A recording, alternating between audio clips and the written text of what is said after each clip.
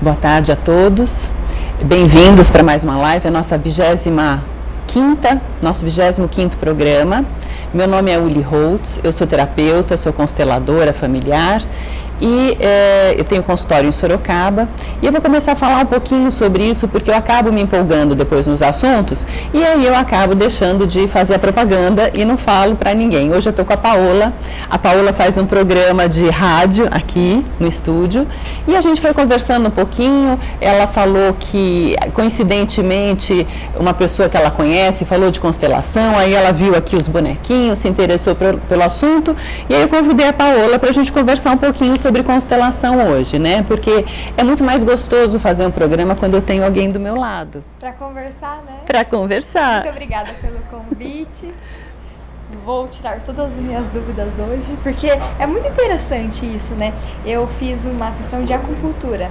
Aí nisso eu conversando sobre essas coisas assim com a minha acupunturista, daí ela foi e falou, você deveria fazer a sua constelação familiar. Ela falou isso, daí eu fui procurar na internet assim, aí por coincidência hoje tem aqui. Eu falei, nossa, que incrível.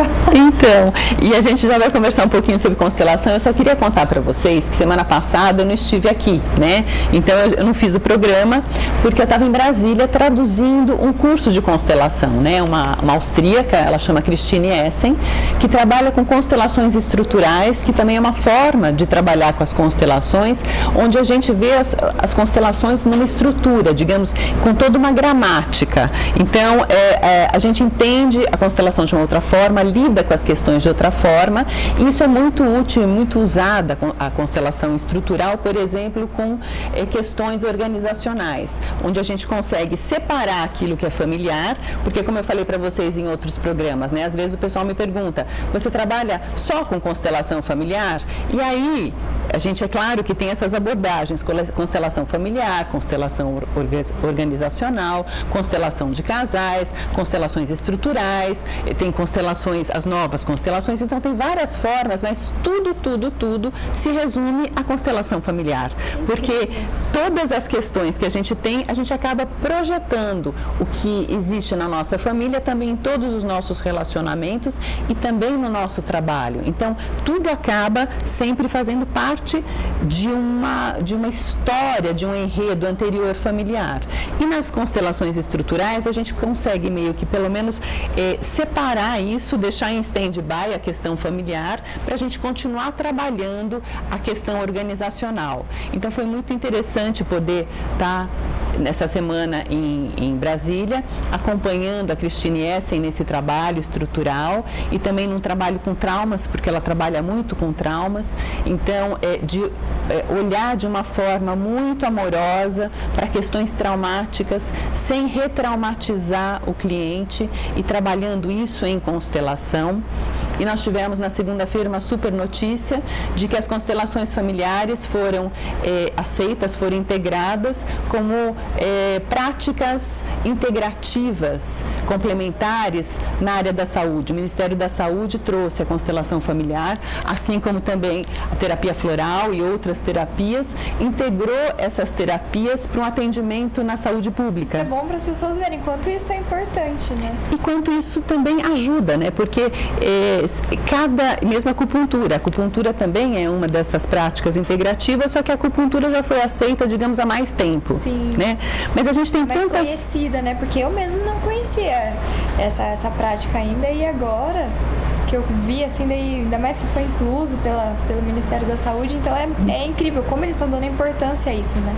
Se isso traz benefícios para a pessoa, é ótimo que eles estão aceitando isso agora.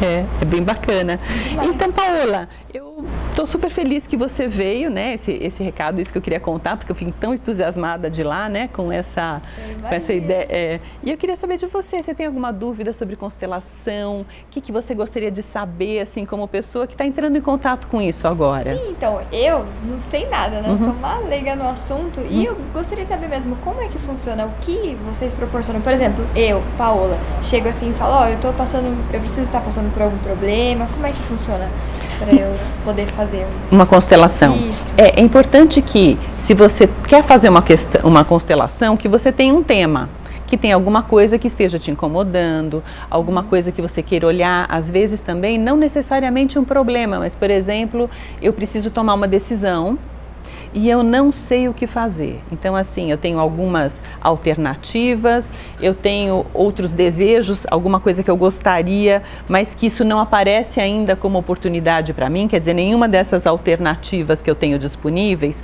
é aquela que eu quero de verdade. Então a gente pode colocar essas alternativas que existem, aquela que você quer e entender, talvez se ela já está disponível para você num outro nível ou não, se você tem ferramentas e subsídios e recursos para chegar até lá. É possível ver tudo isso? Tudo isso a gente coloca numa constelação.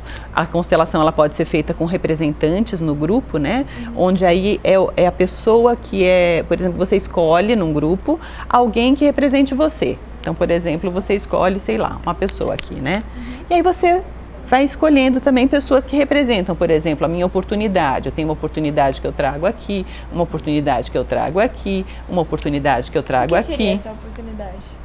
Por exemplo, assim, você me fala, eu tenho, por exemplo, 3 possibilidades de trabalho. Querem me chamar para fazer um programa numa rádio, sei lá, em Aracaju, né? Aí eu tenho também uma proposta para ir para o Sul. Então, essas propostas entrariam como possibilidades, por exemplo.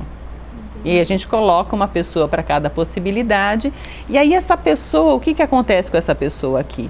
Às vezes as pessoas também chegam e falam assim, puxa, eu nunca participei de uma constelação. E a pessoa me escolheu para representar uma oportunidade dela, por exemplo. O que eu faço? Eu nem conheço a pessoa, nunca vi mais gorda. Como é que isso funciona? E aí acontece uma coisa que é muito louca, né? Que a gente fala assim, puxa, eu tô sentada aqui em volta, sinto as coisas que eu sinto, mas a hora que eu chego aqui, e aqui o que a gente fala? Que existe um pré-requisito para a pessoa ser um bom representante. Eu peço para a pessoa relaxar o corpo, fechar um pouco os olhos, respirar profundamente e sentir o que muda no corpo quando ela se coloca nesse lugar. E de repente, se você se coloca nesse lugar, na história de outra pessoa, você começa a sentir coisas. De repente você fala, puxa, fiquei com a garganta seca, me deu uma tontura, né? Então, de acordo com o que você vai sentindo, o que o representante vai sentindo no corpo, a gente vai entendendo qual é a dinâmica oculta por trás disso. Então, assim, por exemplo, uma oportunidade que se sente bem e que olha para você e você olha para ela, é diferente de uma possibilidade que não olha para você. Então a gente vai entender talvez por que isso aqui não é a melhor opção para você nesse instante. Então a gente vai entendendo na constelação o que acontece, né? E com os bonequinhos da mesma forma, porque às vezes a pessoa fala tudo bem, com as pessoas dá para entender, mas os bonequinhos não falam, mas os bonequinhos se mexem.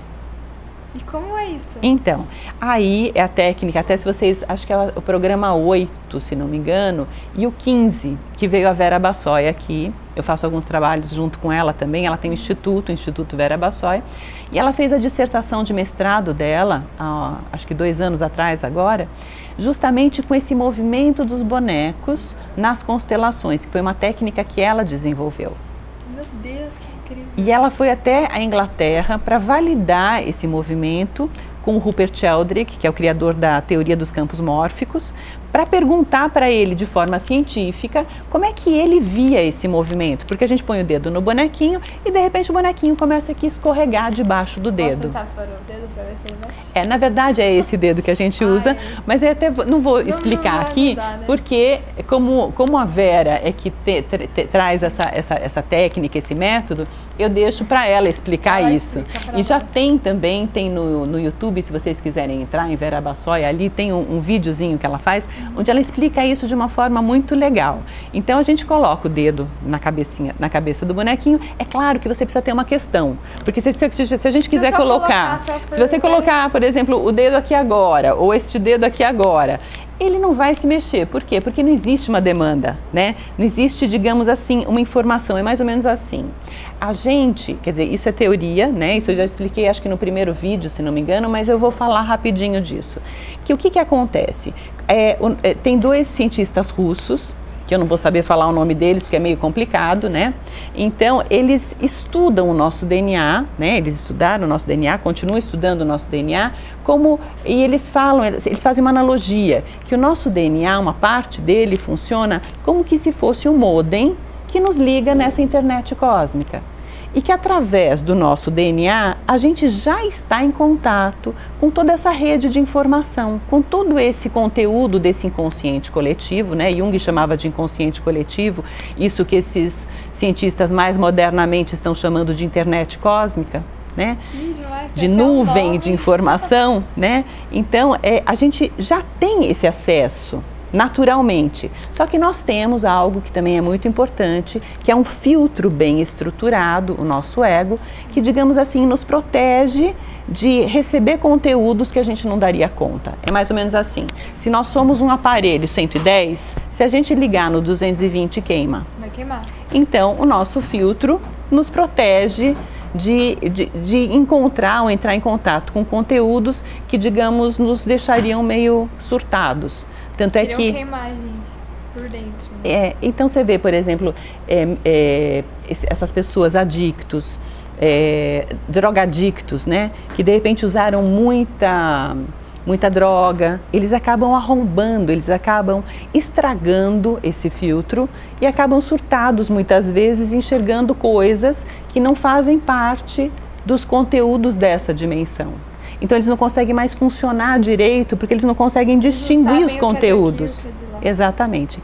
Agora, quando a gente coloca o dedo no bonequinho, quando a gente tem uma questão, e aí o que o Robert Sheldrake falou quando a Vera foi lá, que esses micromovimentos inconscientes do nosso dedo, que fazem esse bonequinho ir buscar alguém, que fazem esse outro buscar alguém que não estava aqui e que vão trazendo essas dinâmicas ocultas, então, por fidelidade a quem eu repito uma história familiar que não é minha, mas que é da minha família, né? Então, por amor dos antepassados, às vezes de uma mãe, às vezes uma criança quer cuidar da mãe, porque sente que de alguma forma essa mãe ela não está 100% na vida.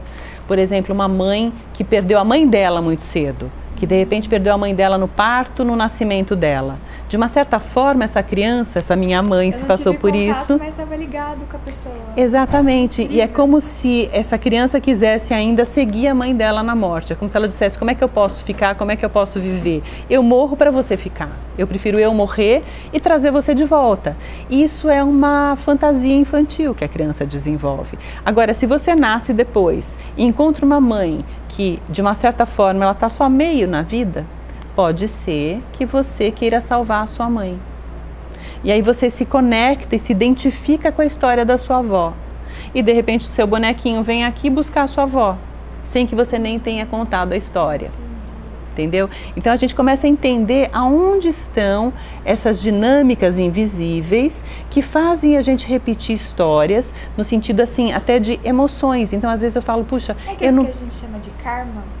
Então, o karma como eu não sou espírita, né, mas existe uma forma assim, a gente pode falar assim de uma predisposição. Né? Se a gente imaginar que a gente amorosamente e por vibração compatível a gente se atrai nas histórias, porque o que acontece? Cada um de nós vibra numa certa frequência. Então, se eu vibro... mais forte? Não, se eu vibro, por exemplo, em malha de ferro, é o ímã que vai me atrair. Então, é essa história que eu vou cuidar. Se eu fosse bolinhas de plástico e a eletricidade estática que me atrai, talvez fosse essa história que eu fosse repetir. Então, digamos que karma, mas não no sentido assim de uma lei de toma lá da cá, né? Então eu fiz uma coisa, depois eu tenho que pagar essa coisa. Não nesse sentido. Meu avô... É no sentido vibratório. Se eu vibro X, eu vou me atrair por aquele X. Então, se eu vibro limalha de ferro, eu vou me atrair pelo ímã, né? Então eu vou repetir essa história e não essa. Se eu vibrar, por isso que a gente vê, por exemplo, numa família, que determinada pessoa, ela se identifica com aquela história.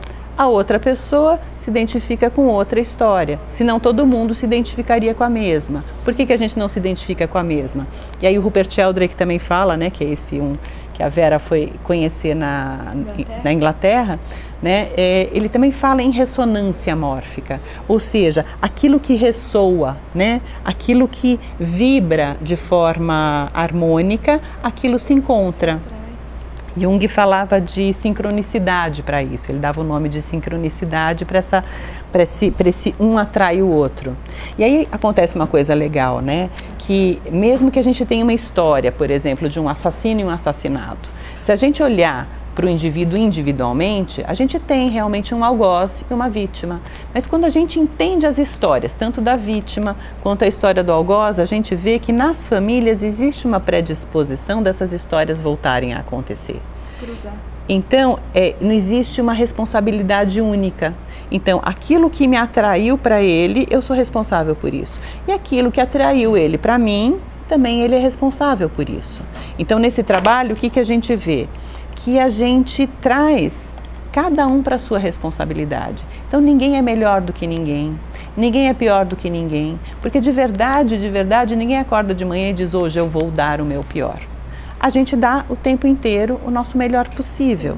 Então são algumas, e tem essas 3 leis básicas, né, que até se vocês quiserem, eu não vou falar detalhadamente sobre isso, porque senão nem vai dar tempo, né? Mas existem 3 leis básicas que regem os relacionamentos e que são leis, como a lei da gravidade.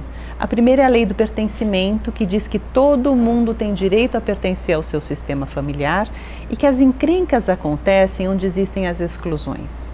Então, onde existe uma exclusão no sistema familiar, alguém que nasce depois vai cuidar daquela exclusão. Por exemplo, minha mãe teve um aborto antes de mim. Então, eu não sou a primeira filha, eu sou a segunda. Mas eu passo a vida inteira ouvindo que eu sou a primogênita, porque o primeiro não ficou. Só que tipo de sintoma eu posso ter? Eu posso ter um sintoma do tipo, eu não encontro lugar na minha vida, eu estou sempre deslocada, parece que eu estou sempre no lugar errado, trabalho por 2 e ganho por 1. Então, tem assim uns sintomas dessa exclusão. Ou eu posso ter apesar de ser muito calma, tem uma agressividade que eu não explico e de repente eu vou ver, existiu um caso difícil, um bisavô, um tio-avô foi excluído por causa de agressividade e aí eu repeti a história para trazer ele meio que de volta, me identifiquei. E aí a gente, numa constelação, consegue identificar onde isso está e meio que deixar com eles o que é deles, devolver para eles o que é deles, né? Trazendo eles de volta, é como se a gente fizesse... E aí o que acontece na constelação? A gente oferece umas falas, que são muito parecidas com as falas da PNL, que são falas que a gente chama de falas de solução, ou seja, essas falas colocam as coisas no lugar. Então, por exemplo, se eu olho para o meu tio-avô e digo para ele, tio-avô, você também faz parte, né? Embora isso de difícil que aconteceu, e eu vejo que a nossa família excluiu você, porque aconteceu realmente uma coisa muito difícil, mas tudo já foi pago, porque essas histórias também vêm se repetindo. Você também trouxe uma história que também você repetiu uma história anterior, por amor a essa família. Então eu devolvo para você o que é seu e sigo só com o que é meu. E de repente você fala, mas é só isso? É só isso. Só que o que acontece na pessoa que fala isso, quando isso faz sentido? Ela emociona e ela fala, nossa, parece que saiu um peso de cima de mim. Porque ela estava carregando isso a vida toda. E sem saber. Então, quando a gente traz essas dinâmicas ocultas à luz e a gente ressignifica conteúdos, quer dizer, a gente não muda a nossa história, mas a gente dá um novo sentido, a gente amplia o olhar para essa história. É como se a gente trabalhasse no Google Drive, né? Documentos compartilhados. Sim. Então, tudo que você modifica, a hora que você volta para... Exatamente. E na constelação acontece isso também. E no caso de relacionamento, por exemplo, a pessoa está com problema no relacionamento e te procura. Aí é a mesma coisa? Coloca eu e a pessoa... Coloca você, a pessoa, relacionamentos anteriores, porque o que acontece? Muitas vezes, aqueles relacionamentos anteriores que não foram bem despedidos, que sobrou resto, eles te prendem é como se esse vínculo não tivesse se desfeito e você não entra livre num novo relacionamento. E tem uma outra coisa, que o relacionamento para a mulher tem muito a ver com como eu me relacionei ou me relaciono com meu pai. Então, muito provavelmente, nós vamos ter que olhar também para o pai. Como que aconteceu entre você e o seu pai? Porque muitas vezes você espelha no seu companheiro, no seu namorado, no seu marido, aspectos não resolvidos de pai. Então, isso também muitas vezes aparece quando a gente vai tratar de relacionamentos. Isso é muito importante, porque também ajuda. E no caso do homem, daí seria com a mãe. No caso do homem, com a mãe e com os ex-relacionamentos. E às vezes tem uma coisa gozada, né? Porque a gente fala, bom, relacionamento, então tá fácil, porque eu ponho aqui o primeiro relacionamento, o segundo, o terceiro e tal, e vou despedir. Mas e aqueles relacionamentos onde eles se apaixonaram por você, amor platônico, um amor louco, e você não deu a mínima pelota, e eles se sentiram... esses também fazem parte. Nossa, não acredito. Esses também fazem parte. Então, a gente, às vezes aparece algum, você fala, puxa, quem será? E a hora que você vai investigar, tem isso. Você lembra que é aquele crush, né? Que falam agora que você nem deu bola. Que você nem deu bola, mas que aquilo te vinculou, porque foi tão forte para outra pessoa, que para a vida dela não andou durante um tempo. Por minha culpa. Por sua corresponsabilidade, porque culpa, a gente não fala em culpa nesse trabalho, né? Porque não existe um culpado, não existe um inocente, existem dois que se encontram, dois que esbarram, e que pode acontecer um encontro, ou pode ser que da parte de um aquilo não foi suficiente, mas talvez para o outro tenha faltado um eu vejo você. Apesar de eu não poder retribuir o seu sentimento por mim, eu vejo você. E eu respeito a sua dor. E eu libero você de mim. Então, apesar de eu não poder, né, te corresponder, eu te agradeço por você ter olhado com esses olhos para mim, ter esse carinho. Mas eu me despeço de você, né? Eu fico com a minha parte na responsabilidade por talvez ter te dado esperanças mas eu fico com o que é meu e deixo você com o que é seu. E aí eu sigo para minha vida. E no caso, assim, para fazer essa constelação, demora? Quanto tempo dura, assim? Eu preciso uma sessão. Mais de uma sessão para organizar tudo? Normalmente, assim, organizar tudo, sim, né? Porque é muita coisa. De repente você tem uma coisa com relacionamento, uma questão profissional. Família, então, cada questão, digamos, a gente olha numa constelação diferente. Mas, normalmente, quando você faz uma constelação, você faz uma constelação por tema. Então, você faz uma constelação, por exemplo, para relacionamento, e aquilo você já anda de uma outra forma depois da constelação. E no caso, na primeira, assim, aí a gente conversando, aí você já identifica, porque às vezes eu posso não saber qual é o tema que eu preciso lidar primeiro.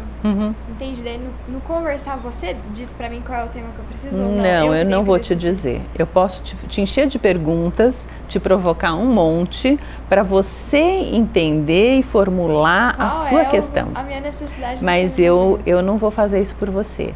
Porque a primeira parte da terapia em si é você se comprometer com a sua questão. Então, eu sei que tem por aí também lugares... Se eu não quiser resolver, então não adianta, né? Porque você ressignifica se você quisesse, senão não seria justo. Como é que eu posso, forçar você a olhar para uma coisa... Dois irmãos brigam, né? Se eles não acham, pede desculpa pro seu irmão. Não é assim que funciona. Ele tem que querer, né? Ver que o irmãozinho não tá mais brincando com ele tem que querer ir lá e pedir perdão, mas... mais ou menos, porque o perdão também tem uma coisa legal, assim, né? A gente fala que o perdão, ele é muito legal se você pensar no perdão na etimologia da palavra. E perdoar quer dizer dar tudo, entregar tudo. Agora, entregar o quê? Perdão é diferente de desculpa? Então, perdão é completamente diferente de desculpa, apesar da gente usar como sinônimo, né? Então, se você usa o perdão no sentido de desculpas, aí é pesado demais. Porque se eu tenho o poder de tirar a sua culpa, eu estou muito maior que você. Então, se um irmãozinho desculpa o outro, né? O outro é o desgraçado que é o culpado ali, né? E eu estou na boa, na inocência. né? Então, isso é pesado demais. Então, basta eu dizer, sinto muito. Eu sinto muito. Por quê? Porque se eu soubesse há 5 minutos atrás o que eu sei agora, eu teria feito diferente. Porque ninguém acorda de manhã e diz, hoje eu vou dar o meu pior. E quando a gente faz alguma coisa que o outro não gostou, hoje eu vou magoar alguém, hoje eu vou ferrar com a vida de alguém. Às vezes a gente até acorda fazendo isso, mas emaranhado com outras questões. Então a pergunta seria, como tudo acontece por amor, num caso de eu acordar e dizer, hoje eu vou ferrar com a vida de alguém, eu teria que perguntar para essa pessoa, eu me perguntaria, para onde o amor dessa pessoa está olhando, que não é para aquele que ele quer ferrar. O amor dele não está olhando para a pessoa que ele quer ferrar. O amor dele está olhando para alguém que teve essa sensação antes e que não foi visto, provavelmente um excluído. Então, a pergunta é, para onde o nosso amor olha quando a gente faz, por exemplo, ou comete um ato terrível? Quando a gente mata alguém, né? Quando a gente machuca alguém propositadamente. Então, para onde o amor dessa pessoa olhou? Porque se o amor da pessoa tivesse olhado para a vítima dele, ele não teria cometido aquele delito. Então, ele fez por conta de outra... Por algum emaranhamento familiar, e a gente vê muito isso. Hoje as constelações já estão sendo aplicadas no sistema judiciário, em penitenciárias, né? Eu estou terminando agora uma pós-graduação em Direito Sistêmico e a gente vê que é impressionante esse trabalho, apesar, claro, um preso, ele precisa cumprir a pena dele, porque justamente essa pena é que vai devolver para ele a dignidade de quando ele sair, dele poder ter uma vida nova daqui para frente.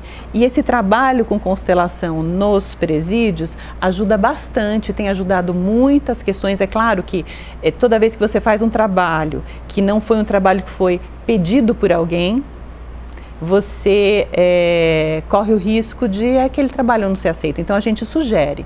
E quando o trabalho é aceito, a gente trabalha. Isso está trazendo muitos resultados para o dali para frente dessas pessoas. Sim, porque além dele cumprir a meta dele aqui, ele cumpre na vida também, né? Porque aquele problema aqui ele já solucionou. Exatamente. Ele pode andar num daqui para frente diferente. Incrível, parabéns. Paola, te agradeço, mas o nosso tempo já acabou, eu nem sei há quanto tempo.